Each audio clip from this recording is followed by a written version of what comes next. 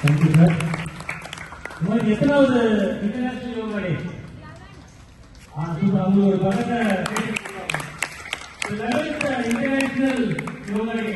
ஆக்சுவலா இந்த வருஷத்துக்கான தீம் என்னன்னா yoga for 1 year and 1 health.